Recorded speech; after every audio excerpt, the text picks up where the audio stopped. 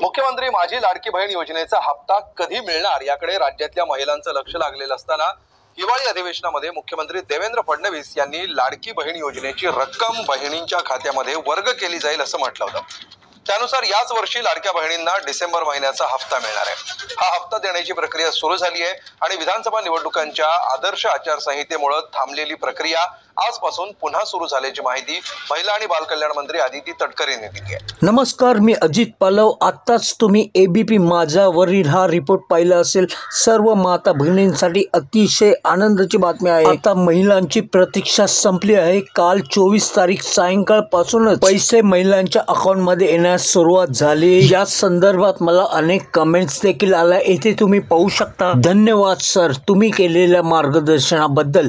आताच बँकेचा मेसेज आला, तो खाली पोस्ट करते। डिसेंबरचा हप्ता आला, ₹1500 क्रेडिटेड टू एसबी आणि खाली तुम्ही तारीख पाहू शकता 24/12/2024 आणि वेळ आहे 17:25 म्हणजे सायंकाळी 5:25 आता ज्या महिलांना अजून पैसे आले नाहीत त्यांनी पुढे काय करायचं आहे आणि कोणाचे फॉर्म रिजेक्ट होणार याबद्दलची तपशीलवार माहिती मंत्री आदिती तटकरे यांनी एबीपीशी बोलताना दिली आहे। तर त्या काय म्हणाला ते देखील आपण पुढे व्हिडिओमध्ये पाहणार आहोत। तत्पूर्वी अजून तुम्ही चॅनलला सबस्क्राईब केलं नसेल तर लगेच करून घ्या आणि व्हिडिओ आवडल्यास एक लाईक मात्र अवश्य करा। आता एक गोष्ट लक्षात ठेवा, ज्या महिलांना या महिन्याचे पैसे आलेत त्यांना पुढील 5 वर्ष 100% पैसे मिळणार, हे मात्र नक्की। ज्यांना या महिन्याचा हप्ता आला नसेल त्यांनी पुढे काय करायचंय त्याकरिता मी एक व्हिडिओ बनवला होता। त्या व्हिडिओची लिंक मी या व्हिडिओच्या डिस्क्रिप्शन मध्ये देतोय, तिथून तुम्ही तो व्हिडिओ पाहून घ्या। पाहूयात एबीपी माझावरील हा रिपोर्ट। एक्सच्या माध्यमातून याविषयी त्यांनी माहिती दिली आहे। महिलांना आर्थिक आधार, महिलांना आर्थिकदृष्ट्या सक्षम बनवणारी योजना असल्याचं सांगत टप्प्याटप्प्यानं पात्र भगिनींना सन्मान निधी वितरित करायला सुरुवात केल्याचं त्यांनी म्हटलंय। आचारसंहितेमुळे ही प्रक्रिया थांबलेली होती। निवडणुकीपूर्वीच नोव्हेंबर पर्यंतचे हप्ते देण्याचा निर्णय सरकारने घेतलेला होता आणि त्यानुसार नोव्हेंबर पर्यंतचे हप्ते हे आचारसंहिता लागू होण्यापूर्वीच देण्यात आलेले होते आणि आता पुढची प्रक्रिया सुरू झालेली आहे। स्वतः मंत्री आदिती तटकरे सध्या आपल्यासोबत फोन लाईन वरून आहेत। आदितीजी, आपण एक पोस्ट केलेलीच आहे, हप्ता वितरणाला सुरुवात झाल्याचं कळतंय, कशी असणार आहे आता ही प्रक्रिया? याच्यामध्ये साधारणपणे सगळ्या लाभार्थ्यांपर्यंत हप्ता वितरण होण्यासाठी 3-4 दिवसाचा कालावधी लागत असतो। त्याची प्रक्रिया आपण आजपासून सुरुवात केलेली आहे आणि आज साधारणपणे आपण पहिल्या टप्प्याच्या लाभाची म्हणजे डिसेंबर महिन्याच्या हप्त्याची आपण सुरुवात करत असताना आज 67 लाख महिलांना आपण लाभ डीबीटी आपण सुरुवात केलेली आहे आणि त्याच्यामध्ये आपण 12 लाख असे आहेत ज्यांचं आधार सीडिंग मुळे आधी राहिलेलं होतं। म्हणजे आधार सीडिंग न झाल्यामुळे एकच मिनिट, अरे हॅलो, आधार सीडिंग न झाल्यामुळे त्यांचं आपण जे राहिलेले होते त्यांची आजपासून आपण प्रोसिजर चालू केली आहे। पुढच्या 3-4 दिवसामध्ये साधारणपणे जे पात्र लाभार्थी आहेत त्यांना 1500चा जो लाभ आहे दर महिन्याचा तो वितरित निश्चितपणे आदिती पुढच्या 3-4 दिवसात 1500चा जो लाभ आहे तो वितरित होईल असं आपण म्हणत आहे। 2100 रुपये कधी मिळणार हा सगळ्यात महत्वाचा प्रश्न आहे जो सध्या महाराष्ट्रात चर्चेला जातोय। तुमच्याकडून हे उत्तर आम्हाला अपेक्षित आहे की 2100 रुपये मिळायला कधीपासून सुरुवात होणार आहे, काय त्यासाठीची प्रोसेस असेल? राज्याचे मुख्यमंत्री देवेंद्रजी फडणवीस साहेब ज्या वेळेला त्यांनी पहिली पत्रकार परिषद ही घेतली त्याच वेळेला त्यांनी त्या संदर्भातली जी सरकारची भूमिका आहे किंवा जे नियोजन आहे ते स्पष्ट केलं। अर्थसंकल्पीय बजेट ज्या वेळेला पुढच्या वर्षी मांडण्यात येईल त्यावेळेला त्या संदर्भातला जो काही विचार आहे सकारात्मक पद्धतीनं तो त्या ठिकाणी करण्यात येणार आहे। आता आपण जे आचारसंहितेच्या कालावधीमध्ये रखडलेला जो म्हणजे स्थगित केलेला जो लाभ होता पण आपण नोव्हेंबर महिन्यापर्यंतचा लाभ आपण वितरित केला होता, पण आचारसंहिता संपल्यानंतर डिसेंबरच्या महिन्याचा जी लाभाची आहे ती वितरणाची सुरुवात आपण केलेली आहे आणि डिसेंबरच्या अखेरीस पर्यंत ह्या महिन्याचा लाभ जो आहे तो पात्र लाभार्थींच्या खात्यामध्ये तो सन्मान निधी पोहोचलेला असेल. ठीक आहे, म्हणजे अर्थसंकल्पीय अधिवेशनापर्यंत 1,500 रुपयेच मिळत राहतील असं तुम्ही म्हणताय. आणि दुसरा महत्वाचा जो प्रश्न आहे की नवीन लाभार्थींच्या नोंदणीची प्रक्रिया अनेक ठिकाणी रखडल्याचं दिसतंय. याबाबत सध्या काय चित्र आहे? ही प्रक्रिया कधी सुरू होणार आहे आणि कधी ती सुरळीत होईल? नाही, रजिस्ट्रेशनची शेवटची जी मुदत होती ती 15 ऑक्टोबर पर्यंत होती. हो.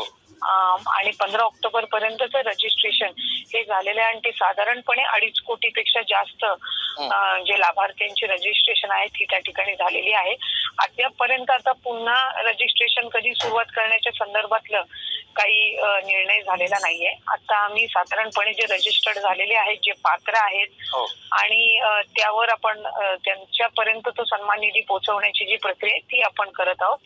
आणि जे पात्र होऊन अप्रूव्ह जे होऊन आधार सीडिंगमुळे जे राहिलेले लाभार्थी आहेत त्यांच्यावर आपण जास्ती हे करून त्यांनाही या योजनेचा लाभ कसा मिळेल याकडे आपण लक्ष केंद्रित केलेलं आहे. त्याच्यामुळे आता पुन्हा एकदा रजिस्ट्रेशन सुरू करण्यासंदर्भातला अद्याप तरी काही निर्णय झालेला नाहीये. पण साधारणपणे जे पात्र लाभार्थी आहेत राज्यातले त्यापैकी म्हणजे 90% पेक्षा अधिक जे रजिस्ट्रेशन आहे ते आम्हाला झालेलं असं एकंदरीत अनुभवायला मिळतं. ठीक, सध्या तरी निर्णय झालेला नाही असं आपण म्हणताय. मात्र हा होऊ शकतो का भविष्यात? असा काही सरकारचा विचार आहे का नवीन रजिस्ट्रेशन नव्या एंट्रीज घेण्याचा? नाही, त्या संदर्भातलं एक तर लाभार्थीची जी एकंदर जो एक अंदाजित जो आकडा जो विभागाने किंवा पूर्वीच्या कालावधीमध्ये जो काढला गेलेला होता त्यामधली आणि आता रजिस्ट्रेशन जे झालेलं आहे त्या सगळ्या गोष्टी बघून त्या संदर्भातला जो योग्य तो निर्णय तो पुढच्या कालावधीमध्ये घेण्यात येईल. शेवटचा प्रश्न अदितीजी, अनेक अपात्र लाभार्थी सध्या या योजनेचा लाभ घेत आहेत अशी सुद्धा चर्चा आहे. हे सगळे निकष पुन्हा तपासून पाहिले जाणार आहेत का? याच्याविषयी कशा प्रकारची स्क्रुटिनी प्रक्रिया सरकारकडून राबवली जाणार आहे? एक तर या संदर्भातली भूमिका मुख्यमंत्री महोदय आणि उपमुख्यमंत्री महोदयांनी सुद्धा मधल्या कालावधीमध्ये स्पष्ट केली की जिथून आम्हाला कंप्लेंट्स प्राप्त होतील तर त्यांच्या संदर्भातली जी काही स्क्रुटिनी आहे किंवा त्या संदर्भातली जी चौकशी आहे ती निश्चितपणाने करण्यात येईल. काही तक्रारी तशा पद्धतीच्या जर प्राप्त झालेल्या असतील तर त्या सुद्धा आम्ही योग्य पद्धतीने तपासून घेऊ आणि मग त्याच्या संदर्भातला निर्णय होईल. सरसकट स्क्रुटिनी किंवा अशा संदर्भातली काही चर्चा किंवा अशा पद्धतीचा कुठलाही निर्णय घेण्यात आलेला नाहीये आणि कुठेही अजून निकषांमध्येही बदल नाही करण्यात आलेले आहेत. निश्चित. या ज्या तक्रारी आपण म्हणताय याविषयी तुम्ही अधिक स्पष्ट सांगू शकाल का? या तक्रारी प्राप्त होतील म्हणजे कुठून या तक्रारी प्राप्त होणं अपेक्षित आहे? कशी ती प्रक्रिया असणं अपेक्षित?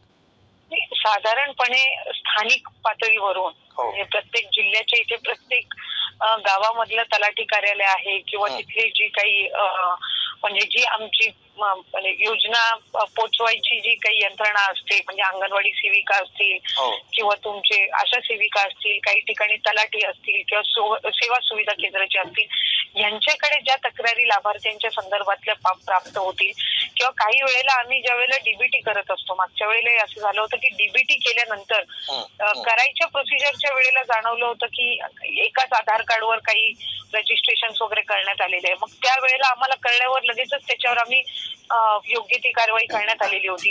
काहींनी बँक अकाउंट वेगवेगळे असे देऊन एकाच आधार कार्डवर फॉर्म भरलेले होते, काही पुरुषांनी भरलेले होते. तर ते ज्या वेळेला शासनाच्या स्थानिक प्रशासनाच्या लक्षात आलेलं होतं त्यावर सुद्धा जी त्यांचे अकाउंट सील करणं असेल किंवा इतर कारवाई जी आहे ती त्या पद्धतीनं करण्यात आलेली होती. अशा पद्धतीच्या जर काही स्थानिक पातळीवरून तक्रारी आल्या तर निश्चितपणाने त्यांची जी काही योग्य ती चौकशी आहे आणि स्क्रुटिनी आहे ती करण्यात येईल. निश्चित. धन्यवाद आदिती तटकरेजी.